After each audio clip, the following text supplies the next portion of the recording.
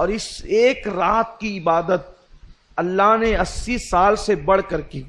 اسی لیے جب یہ رات آئے تو اس میں مغرب کے بعد غسل کرنا سنت ہے.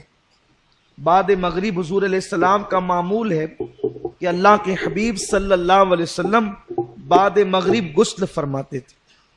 اس کے بعد آقا کریم صلی اللہ علیہ وسلم مسجد میں عبادت کرنا اس رات کو پسند کرتے تھے. گھر میں بھی کر سکتے ہیں، لیکن بلکہ صحابہ کرام تو شب قدر میں نئے لباس کا اہتمام کرتے تھے، نئے کپڑے وہ پہنتے تھے شب قدر میں.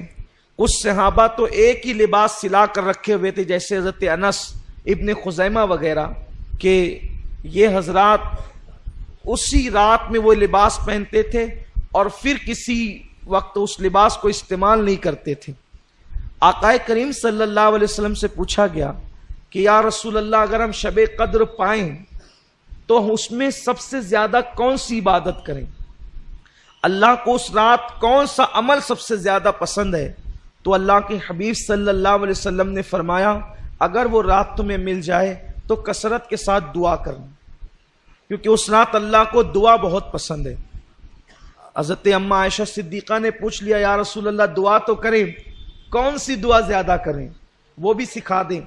تو آقا نے فرمایا کہ یوں کہو، اللہم انک عفو کریم تحب العفو فاعف عنی.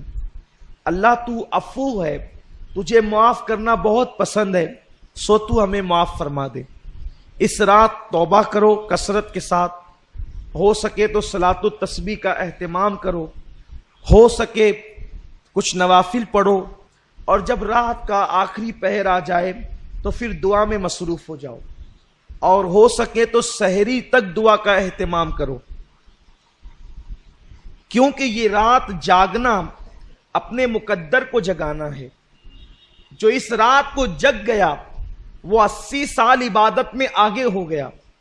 اور خاص طور پر بہت اہم بات عرض کرنے جا رہا ہوں، جتنی عبادتیں بھی آپ کرتے ہیں اللہ اس کو قبول کر لے تو اس پر انعام کیا ملتا ہے؟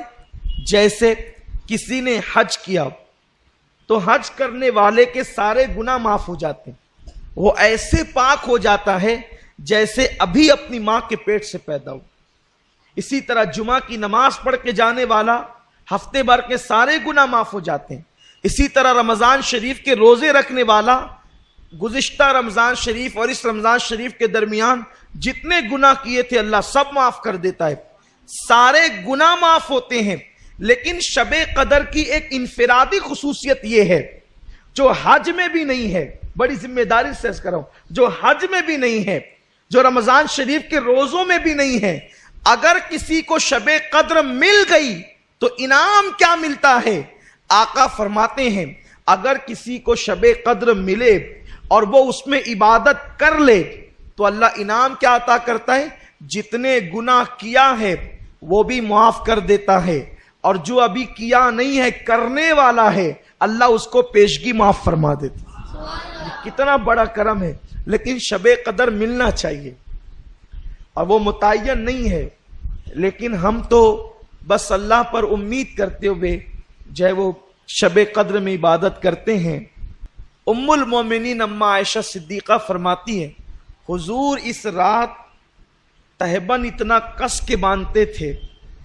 میں نے پوچھا حضور اتنا کس کے تہبند باندھتے ہیں؟ تو فرماتے ہیں عائشہ عبادت کے لیے کمر کس رہے ہیں. جب ٹائٹ کوئی چیز کمر میں باندھی جائے تو پیٹھ سیدھی ہوتی ہے، اور اس میں کھڑے رہنے کے اندر جو ہے وہ انسان کو مدد ملتی ہے. تو ایک تو عرفن ہے کمر کسنا، اور ایک تو حقیقتاً ہے. یہ کہتے ہیں نا کہ میں نے فلاں کام کے لیے کمر کس لی ہے، یعنی اب یہ کام کر کے ہی رہوں گا. تو اللہ کے رسول صلی اللہ علیہ وسلم اس رات عبادت کے لیے کمر کستے تھے.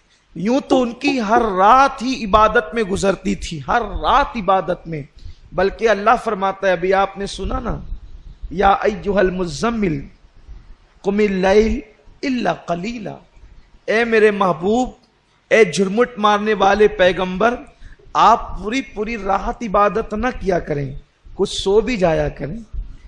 یعنی جس کی عبادتوں کو دیکھ کر خدا فرماتا ہے کچھ آرام بھی کر لیا کریں، تھوڑا کچھ آرام بھی کر لیا کریں۔ عبادت کا اتنا ذوق تھا، لیکن اتنی عبادت کرنے والے رسول شب قدر میں اور زیادہ کرتے تھے۔ فرماتی تھی اماں عائشہ کہ حضور علیہ السلام سال بھر جتنی عبادت کرتے تھے اس سے زیادہ کثرت کے ساتھ میرے آقا شب قدر میں عبادت کرتے تھے۔